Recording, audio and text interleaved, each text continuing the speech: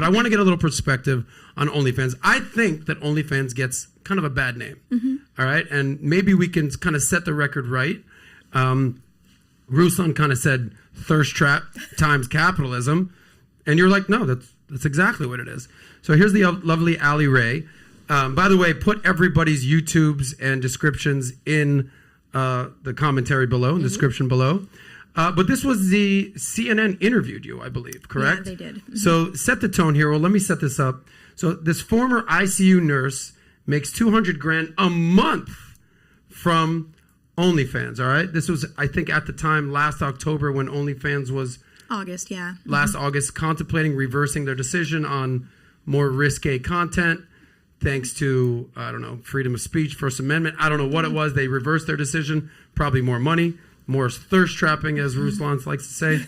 But apparently, you went from, again, being an ICU nurse during COVID, arguably the hardest job on the planet at that point, to being one of the more disrespected jobs on the planet, I would have to say.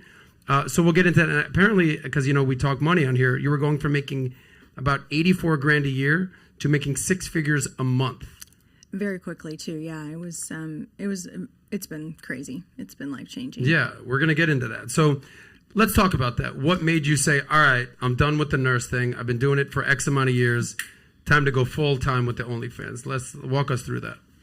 Well, I have to stop that first because I didn't choose to leave nursing realistically on my own. I was kind of pushed out. I was discovered by some nurses at the hospital who found out that I was on Instagram. They found out that I had an OnlyFans and brought that to our management's attention. And once they found out about it, it was just meetings back and forth. I was devastated.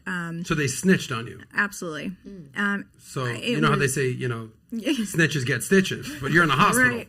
So, I mean, shit's going down. I know how to give stitches here, people. Yeah, okay. It was really bad to go from one of the most respected nurses on the unit. I was very senior. I was getting my doctorate. I was just about to graduate to do research for neonatal, for care. And it just, I went into a meeting and they slid across the table pictures of me that they should not have had with Sharpied out parts and said, you know, this has become a distraction on the unit, and if you continue, you have to leave. And at that point, I obviously made the decision to leave after many months, but it was so toxic of an environment, just like so emotional all the time. I hated it. I was like, why are these people out to get me so bad? And so then I did choose to leave at that point, but it was an ultimatum. It probably wasn't legal what they did looking back, but I didn't ever. What was the ultimatum exactly? Delete it or leave. And delete the OnlyFans. Yeah, and I felt like, you know what, even if I delete this right now, this is not going to change what these people think about me now. They don't, you know, it's already a distraction. So at that point, I mean, I was making so much money still working full-time as a nurse. I mean, a lot of money. And I would have left nursing, but I don't think I would have did it then. And I don't like the way I was put out. But yeah, that's how it all went down. So would you have still stayed a nurse and on OnlyFans?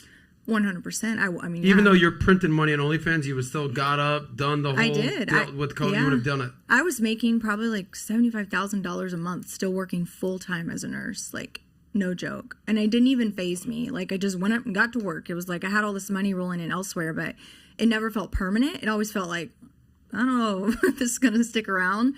And like I said, I just got my doctorate. I was actually going to University of Western Australia I had a full ride and everything to do research for neonates. And that was what my immediate plan, which was a part of the reason why I didn't mind leaving the hospital, because I was like, well, I'm going to Australia. I'm about to use my doctorate now. And we didn't end up doing that. Things changed very quickly, very quick. Let me ask you a question, then I want to get everyone's perspective on this. By the way, Natalia, do you have that video that Francisca sent you? Check on Slack for that. We'll pull that up when you're ready. But why did you even start OnlyFans? If you said you liked your job, you were making money, you were happy, you've been doing nursing for how long? 9 years. Mm-hmm. So 9 years, so almost a decade. What made you say, you know, and you're married, I met your husband. Mm-hmm. You must have had a conversation before you started OnlyFans, I assume. Mm-hmm. And he said, honey, go for it, right? I mean, walk us through that. I think a lot of people think it's just me. It's actually my husband and I's OnlyFans, so he's not the innocent one there. But what started? Hold on, so you guys do it together? Yes, all of our content's together. And it's sexual content together, fully 100% going at it. Yeah. Boom. So this was walk us through that conversation.